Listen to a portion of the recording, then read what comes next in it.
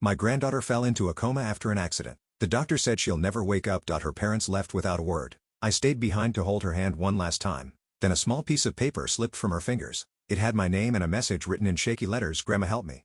Martha Williams stood by the window of her home in Boston's old residential neighborhood, gazing at the afternoon light filtering through the trees. There was an air of dignity about her, with her silver-gray hair neatly arranged over her shoulders. On the table in the center of the room, several picture frames were lined up. Martha's gaze settled on one particularly cherished photo, her granddaughter Emma smiling broadly. In recent years, her relationship with her daughter Carol had grown cold. Carol had married Richard Hudson, a successful businessman, and lived in an upscale neighborhood about 40 minutes by car from Martha's modest home. Martha was rarely permitted to visit their mansion. "Emma, is tomorrow still good for you to come to Grandma's?" Martha asked her granddaughter on the phone. "Yes, I'll come straight over after school." Emma's voice was filled with anticipation. "I'll bring my new watercolor painting too. My teacher praised it." Martha smiled. 14-year-old Emma was blessed with artistic talent. Her paintings had a sensitivity and depth unlike other children her age. "I'm looking forward to it. I'll bake those chocolate chip cookies you love." After hanging up, Martha felt a bit downhearted. She knew Carol wasn't pleased about Emma's frequent visits to her grandmother's house. But Carol never directly objected. That was probably because Richard maintained the appearance of someone who valued family bonds. Thinking about Richard always made Martha feel a tightness in her chest. He was known as a prominent local real estate developer. In social settings, he displayed a charming and friendly attitude and actively participated in charitable activities. He was celebrated in local business circles as a rising star in the business world. However, Martha had glimpsed another side to her son-in-law beyond his public persona. Richard had a desire to control everything. He was particularly perfectionistic at home and tended to become irritable if things didn't go exactly his way. Carol gradually began watching her husband's moods, and the traces of the once bright and independent daughter had faded. Martha began to feel a rift in her relationship with Carol a few years after Emma was born. Carol started prefacing her responses to her mother's opinions or suggestions with "Richard says." Martha's advice on raising grandchildren or suggestions about household habits all had to be filtered through Richard's way of thinking. Fortunately, Emma treasured her bond with her grandmother. When Richard was away on business trips or Carol was busy with social events on weekends, Emma would sometimes stay overnight at Martha's house. Those times were Martha's greatest treasure. "Grandma, look at this." Emma had found an old album last weekend and was delighted. "This is a photo of Mom when she was my age. Do I look like her?" "Yes, you do. But you have a stronger core," Martha answered, stroking her granddaughter's head. "Your mother tended to worry too much about what others thought, but you have your own solid ideas." Emma nodded silently. After a brief pause, she said in a small voice, "Dad gets angry when I don't do what he says. Mom always stays quiet."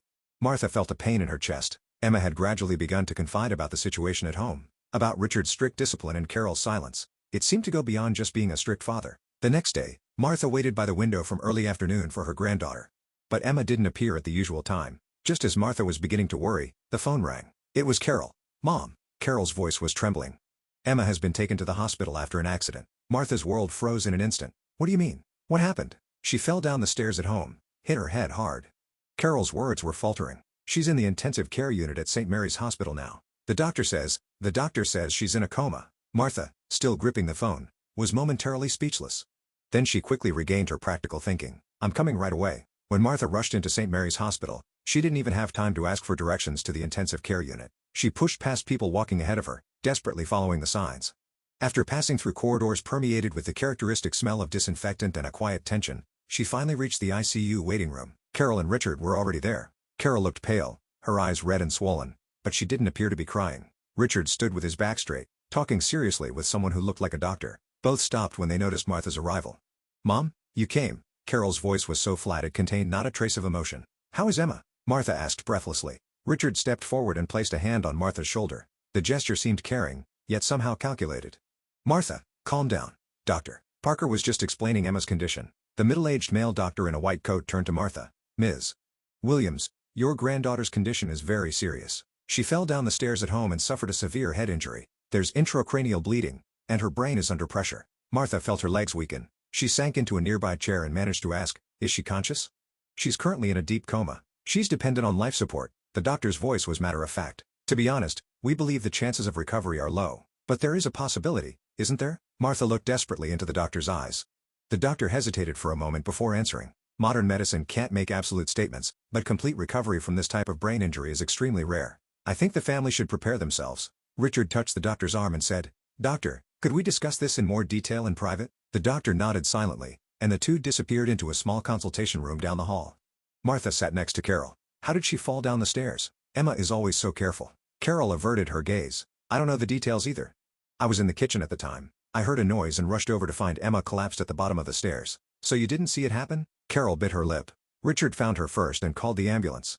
Martha tried to take her daughter's hand, but Carol subtly pulled away. Martha studied her daughter's face intently. There should be sadness, but beyond that, some other emotion, fear perhaps or guilt, seemed to flicker beneath the surface. Can I see Emma? If the doctors allow it.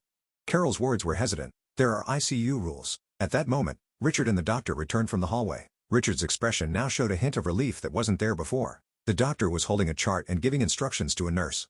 Martha, Richard said in a gentle voice, Dr. Parker says he can show you Emma's condition. Just for a short time though. Beyond the heavy doors, Emma lay in a corner of the intensive care unit. Surrounded by countless tubes and machines, her frail body looked small on the bed. Her face showed signs of bruising, and her forehead was wrapped in bandages. Her usually vibrant expression was gone, and she lay as quiet as if she were sleeping. Martha took her granddaughter's hand and whispered, Emma, Grandma's here. There was no response. Only the regular beeping of the monitor echoed through the room. For the next few hours, Martha remained by Emma's side. Carol and Richard appeared occasionally but never stayed long. Richard repeatedly had private conversations with the doctor and seemed to be signing documents. In the evening, a young female nurse came to check on Emma. Her name tag read Rachel Collins. She's your granddaughter? Rachel quietly addressed Martha. You've been here all this time. Yes, I don't want to leave her.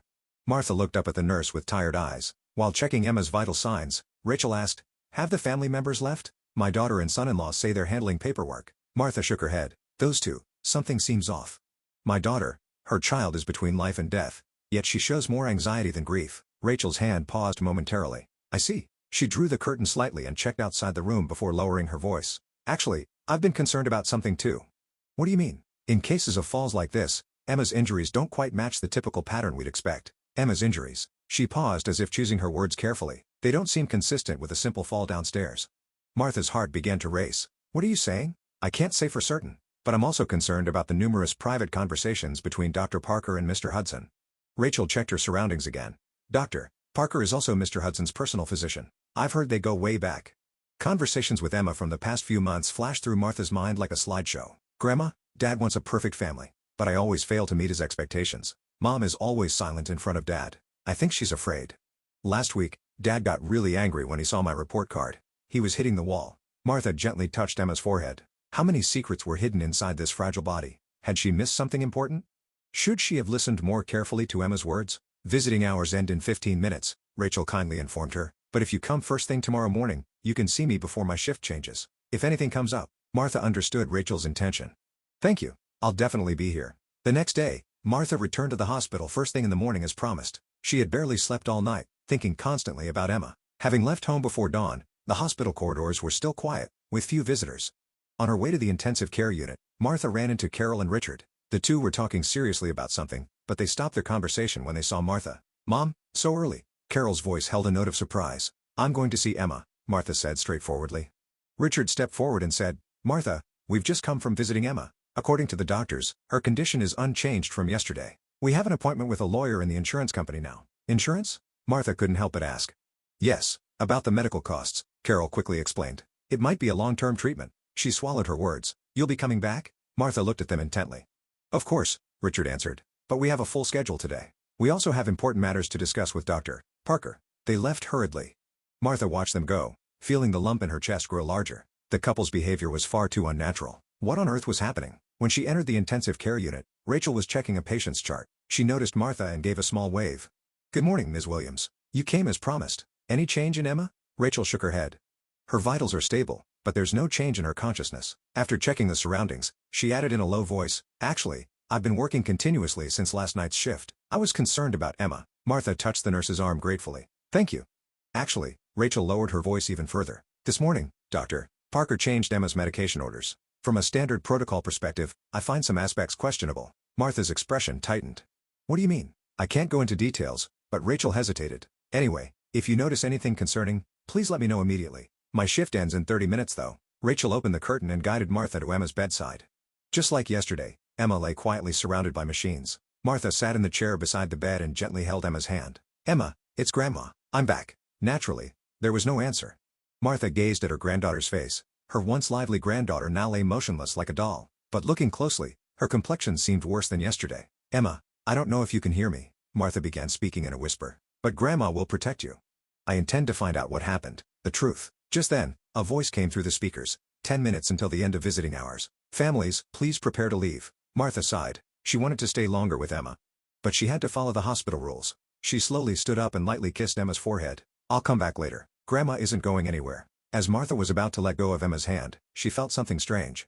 There seemed to be a small piece of paper wedged between Emma's thin fingers. Martha checked her surroundings. No other staff were present. Rachel was with another patient. Martha quietly opened Emma's hand and carefully removed the piece of paper. It was a scrap from a hospital memo pad. When she unfolded it in her palm, it read in trembling handwriting, "Grandma, help me." Martha felt the blood drain from her face. This handwriting was unmistakably Emma's. She looked at her granddaughter's face again. How could a granddaughter supposedly in a complete coma leave such a message? When did she write it? Various questions raced through her mind. After a moment's hesitation, Martha squeezed Emma's hand once more. And she felt a faint but definite movement, a slight pressure from Emma's fingers. "Emma?" Martha called her granddaughter's name with surprise and hope. "Can you hear me? If you can hear me, squeeze my hand again." After a few seconds of silence, there was another faint pressure. It was clearly an intentional movement. Emma was conscious. At least she wasn't in the complete coma, the doctors claimed. Martha hurried to the nurse's station where Rachel was organizing documents. "Rachel, can you come to Emma's room quickly?" The nurse immediately responded to Martha's urgent demeanor, and the two returned to Emma's bedside. Martha showed her the piece of paper. This came from Emma's hand. Rachel looked at the paper and gasped. "This isn't when I squeezed her hand?" Emma squeezed back, twice. Rachel quickly checked the surroundings and then closed the door. While checking Emma's vital signs, she quietly said, "This completely contradicts what the doctors have been saying. If she were truly in a coma, intentional movements would be impossible." "What does that mean? Is Emma conscious?" Rachel bit her lip. "That's why I questioned Dr. Parker's medication orders. The combination of drugs being administered to Emma is," she continued, choosing her words carefully, "more powerful than standard sedatives and could potentially create a comatose state." Martha was shocked. "Artificially? Why would anyone do that?" "I can't be certain," Rachel said cautiously. "But let's check one thing." She gently pulled back Emma's bed covers and rolled up the sleeve of her hospital gown. There were dark bruises on Emma's arm, and on her shoulder as well. This bruising pattern cannot be explained by a fall downstairs alone. Rachel's voice had regained its professional composure. "It looks like someone grabbed her, forcefully. Like abuse?" Martha's voice trembled. "I can't say for certain," Rachel quickly replied, "but this situation is very suspicious. The fact that Emma can move consciously doesn't match the medical condition being described." Martha stood up and looked at Rachel with a determined expression. "What should we do?" "First, I have a duty to report this to the head nurse," Rachel said. "However, considering the relationship between Mr. Hudson and Dr. Parker, I'm not sure how seriously it will be taken." "I'll contact a lawyer," Martha said immediately. "An old friend I trust." "And do we need to collect some evidence?" "The paper message is important evidence," Rachel said. "Also, I'll make copies of Emma's condition and medication records. I'll compile the clinically unusual aspects." "And Emma, will she remain like this?" Martha asked fearfully. Rachel answered hesitantly. "We can't stop the medication immediately. That would be dangerous. But I'll do my best to adjust to appropriate dosages within my authority." And she checked the clock. "My shift is ending, but my colleague Daniel is trustworthy. I'll discreetly brief him on the situation." Martha squeezed Emma's hand once more. "I'll act right away. Emma, Grandma will protect you. I promise." After leaving the hospital, Martha took out her cell phone and without hesitation selected Frank Morris from her contact list. Frank was a friend of 30 years and one of the most trusted lawyers in Boston. "Frank, it's an emergency." Martha's voice trembled in the car. "Can we meet today?" "Martha, what's happened?" Frank's voice immediately showed concern. "My granddaughter Emma is in the hospital. Officially it's an accident." But Martha briefly explained the situation, about the paper note, Emma's response, and the nurse's suspicions. "I understand." Frank's voice had regained its composure. "Come to my office in an hour. I'll take some preliminary actions before then." Next, Martha called Sarah Jenkins, a former police officer. Sarah was the wife of a colleague of Martha's late husband Thomas, and they had maintained their friendship after his death. She now worked as a private investigator. "Sarah, I need your help." "Anything." Sarah's response was immediate. An hour later, Martha was at Frank Morris's law office in an old stone building downtown. Sarah had already arrived in the reception room. Frank stood up as soon as he saw Martha and took both her hands in his. "Martha, sit down. First, look at this." Frank placed a document on the desk. "This is an application for an emergency guardianship order. I called a judge this morning and explained the situation. He said he's willing to hear the case unofficially." "Guardianship?" Martha asked with a confused expression. "It's an order that temporarily gives you the right to make medical decisions for Emma," Frank explained. "If, as you say, there's something suspicious going on, it might be dangerous to leave decisions to Emma's parents, especially Richard Hudson." Sarah leaned forward. "I've already begun preliminary research on Richard Hudson. On the surface, he's a successful businessman, but there are several concerning points." "What do you mean?" Martha asked. "About his first marriage." Sarah opened her notebook. 10 years ago, he divorced his first wife. The divorce records are sealed, but according to my contacts from my police days, there were allegations of domestic violence. However, no formal charges were filed." Martha gasped. "Did you tell Carol?" She probably doesn't know. Sarah shook her head. Furthermore, there are suspicious aspects to Hudson Real Estate Development's financial situation. While it appears prosperous on the surface, there are rumors that internally they're having funding problems, especially their recent large project, Riverside Manor, which seems to be stalled due to environmental regulation issues. Frank interjected, I also looked into Dr. Parker. He received substantial research grants from a hospital foundation where Richard Hudson serves as a board member. A clear conflict of interest. Points began connecting in Martha's mind. Emma might have learned about Richard's wrongdoing. It's possible, Sarah nodded. 14-year-old children understand more than adults think. If Emma saw or heard something, then she became a liability, Frank continued. Especially if he was financially desperate. Martha stood up.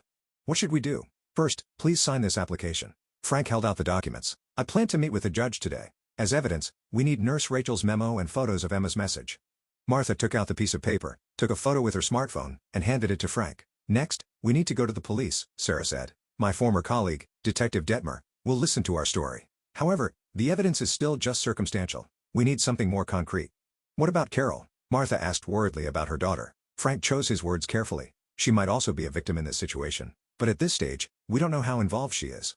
We need to approach her cautiously. That evening, Martha and Sarah were meeting with Detective Detmer at Boston Police Headquarters. The middle-aged, thin detective listened seriously to their story on Sarah's introduction. There are certainly several suspicious points, Detective Detmer said. However, Mr. Hudson is a prominent figure in the community. It's difficult to act without solid evidence. There's no time, Martha pleaded desperately. Emma might be in danger. At that moment, Martha's cell phone rang. It was from Frank. Martha, the judge has issued the emergency guardianship order. I'm heading to the hospital now. Let's meet there. Rachel greeted Martha and the others who arrived at the hospital with an urgent expression. Miss Williams, thank goodness, she said quietly. Mr. Hudson and Dr. Parker have started the process of transferring Emma to another facility. They say it's a private long-term care facility, but when I checked into the facility, it's very closed and its reputation is Detective Detmer responded immediately. Let's show them the court order. They reached the outside of the ICU where Richard and Dr. Parker were intensely arguing. Carol stood a little distance away, looking pale and frightened. Richard Hudson, Detective Detmer said in an official tone. This is an emergency guardianship order from the court. The right to make medical decisions for Emma Hudson has temporarily been transferred to Martha Williams. Richard's face turned red with anger. What? This is a family matter.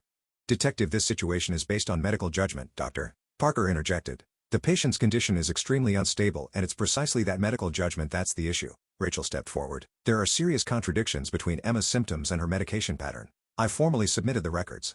Richard looked at Carol. Carol, say something. They're trying to take our daughter away. Carol said in a trembling voice. Did Emma really fall down the stairs? With those words, the air in the room froze. Richard's expression changed, from anger to fear. Of course, he tried to force a smile. Why would you ask that? Yesterday, the door to your study was open, Carol continued.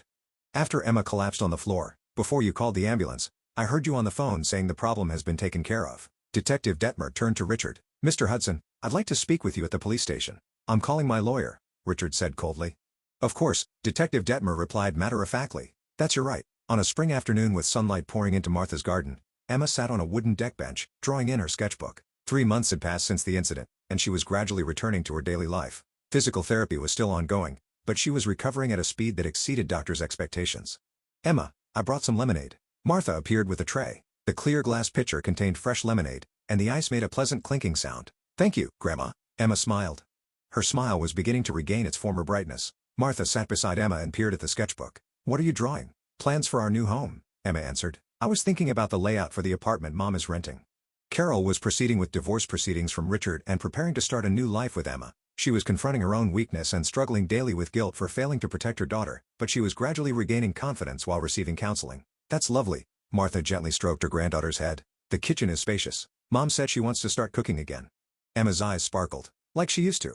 Richard was currently indicted for child abuse and corporate fraud and was out on bail. As the shadows of his company were being revealed one after another, his former glory had fallen to the ground. However, he continued to deny his crimes to the end, insisting everything was a misunderstanding. Hey, Grandma, Emma suddenly became serious. I've decided what I want to do in the future. What is it? I want to be a counselor. Emma closed her sketchbook. A job helping children like me. I want to help children who live in fear of people like Dad. Martha felt a warmth in her chest. She was deeply impressed by her granddaughter's strength in overcoming a painful experience and trying to use it to help others. That's a wonderful choice, Emma. The sound of the front door opening was heard, and Carol appeared carrying shopping bags in both hands. Her expression was softer than before, and her eyes held a determined look. I'm home. Shall we prepare dinner? Emma, will you help? Yes. Emma stood up. I remembered I had something to show Grandma. Emma ran into the room and quickly returned. In her hand was an envelope. "Open it." When Martha opened the envelope, there was a card inside. On its cover was a beautifully watercolored image of 3 women, Martha, Carol, and Emma. Inside the card, in Emma's careful handwriting, it read, "Grandma, thank you. You taught me what a real family is." Martha embraced her granddaughter. There would still be many difficulties ahead for them, but the bond they now shared, forged by truth and love, was strong enough to withstand any storm. The 3 women had joined hands and were taking the first step into a new life.